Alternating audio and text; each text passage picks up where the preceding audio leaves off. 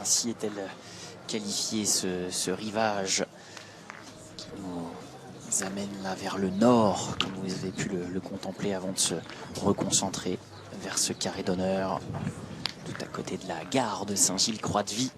Magnifique lieu qui est en train d'acquérir ses lettres de noblesse pour accueillir de manière plus que régulière les Masters de pétanque. 4-1 dans cette demi-finale avec les Malgaches qui ont donc récupéré le but et sont donc officiellement lancés. Oula, elle a très bien lancé celle-ci. Ouais, mais le terrain est compliqué. Hein. Oui. On a vu la vitesse qu'elle a prise. Par contre, j'adore lorsqu'ils envoient le but. Ils ont une spécialité, ils ont une façon d'envoyer ce bouchon. Ils retournent entre les deux doigts.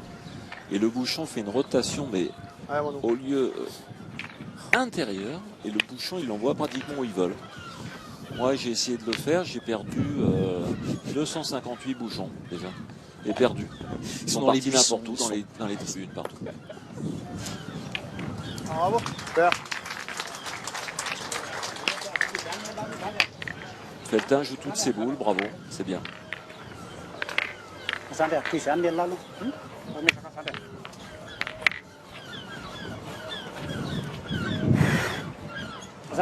Peut-être dans les micros des joueurs. Les conditions météo sont idéales. Il y a pas mal de vent pour climatiser aussi ce carré d'honneur. 24 degrés au thermomètre.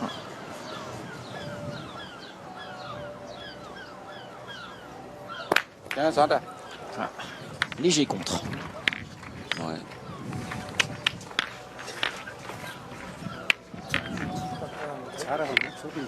Lorsqu'ils ont une sortie de boule où ils ont beaucoup de rotation, que ça soit le pointeur, je vois, il joue avec beaucoup de rotation, il met beaucoup d'effets, et le tireur fait pareil. Donc ce qui lui donne bien sûr la possibilité de faire beaucoup de carreaux.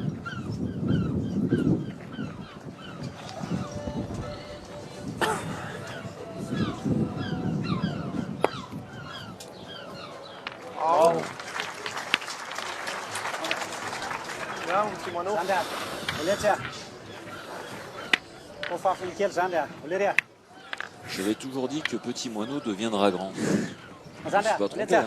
On l'a ensemble pendant des années. L'ancien Brondillon a bien décollé, effectivement. Et il a le sourire économe. Et là, il y avait un petit sourire au moment de rejoindre Dylan Rocher.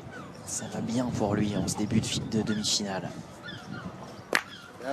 Oui, puis il aime jouer avec Dylan Rocher parce que quand ils étaient jeunes, enfin il y a quelques temps en arrière, ils sont de la même génération. Ils ont gagné plusieurs fois le championnat d'Europe, espoir et junior ensemble. Ils se connaissent très très bien. Voilà. Champion de France U23 notamment ensemble. Allez. Allez Ligan, à toi de faire le job. Important de gagner le point là.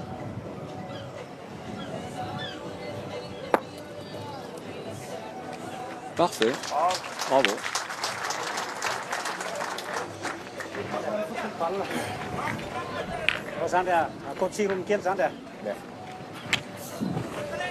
Alors là, pour traduire, en fin de compte, il lui dit simplement si tu peux me faire un petit carreau autour du bouchon.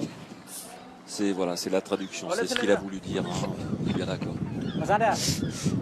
Interprète fictif, Marco Foyo. Ah oui, il rajoute un peu de ponctuation aussi, d'amabilité. Ça marche.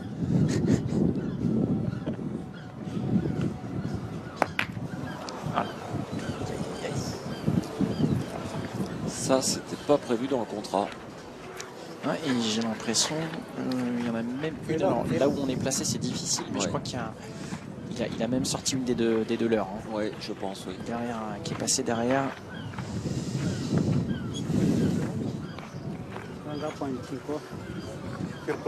Alors attention quand même parce que la France a encore 3 boules de tir. Donc ce qu'a fait l'amène d'avant, ce qu'a fait Dylan et Ligan, c'est pas pour autant qu'ils vont le refaire maintenant. Ils sont capables, hein, ces deux monstrosaures au tir, ils sont capables de leur faire mal. La discussion se poursuit, il reste 20 secondes. On va peut-être acter le fameux carton jaune. Ouais, non. Ils sont offensifs hein, quand même, hein. Ils tentent le tir. Hein.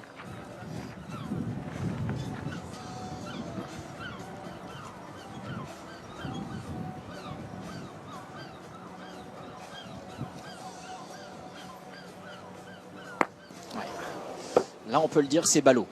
Conformément à son surnom, sur ces 2 hauts tirs, je suis sûr que j'ai fait sourire avec Rose à la réalisation. Ouais. Et il est court, hein, de toute façon. Et comme il a un tir en cloche, ça ne m'étonne pas qu'il ait manqué la boule. Il n'a pas le tir fusant.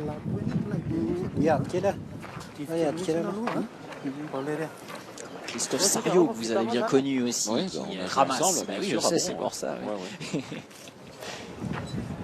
Il y a eu une Coupe de France des clubs il n'y a pas si longtemps. Oui, c'est en 2023. On a été vers Montbéliard, là-bas. On a gagné le championnat de France ensemble. La Coupe des clubs. Ouais, ça, c'est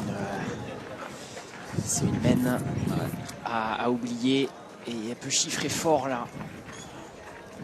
Mais ils jouent pas ensemble, les Malgaches. Le problème, c'est qu'ils sont capables de faire quelque chose de bien, pointer, tirer, puis tout d'un coup, ils arrivent, disons qu'ils jouent 4 boules sur 6.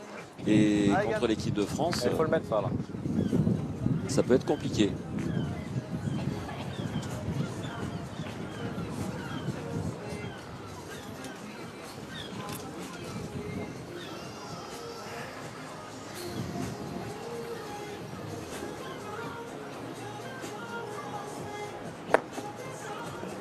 Bravo. Voilà, boule de rajout pour Ligan. Ah oui. Excellent.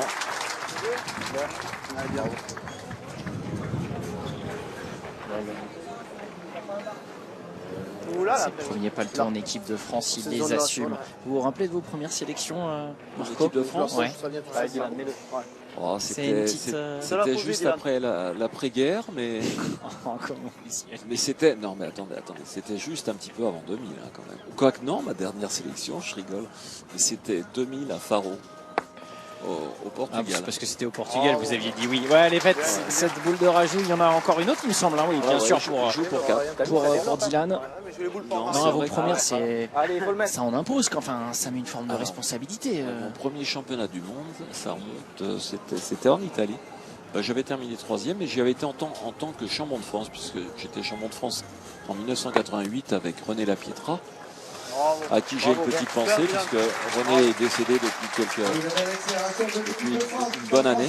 En attendant, ça fait 4 points donc pour cette équipe de France qui décolle. Là, c'est un gros break d'avance avec ses 8 points maintenant inscrits, 8-1 dans cette demi-finale. Et c'est la 27 qui est